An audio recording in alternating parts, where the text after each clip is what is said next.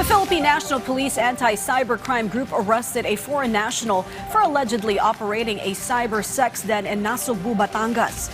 This operation comes after a complaint from one of the alleged victims reached the authorities. Ryan Lesigas has the full report.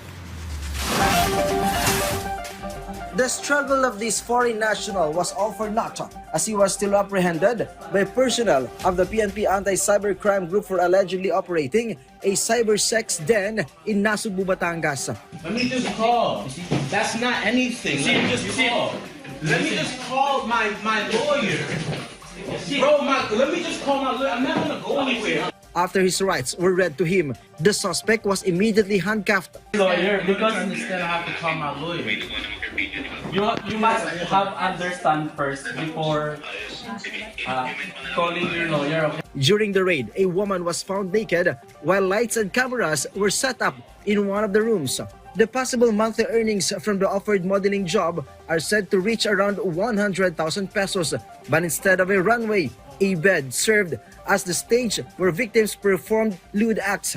Sensitive photos and video were sold online through a porn site.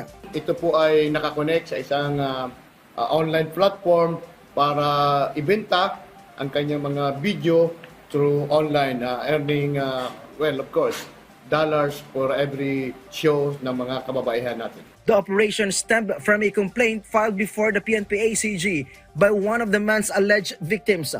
Papaibigin niya, actually sa dating apps nagsimula, then pag nahulog ang loob, ito ay inimbitahan niya na mag-meet up at bibigyan niya rin ng offer na trabaho na maging model.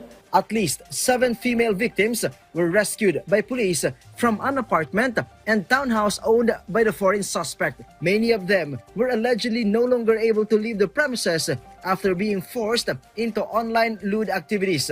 We considered them as illegally detained kasi hindi sila makalabas.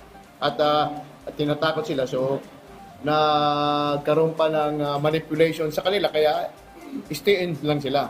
So, kaya ngayong isa nang makatakas, nag-report sa ating himpilan.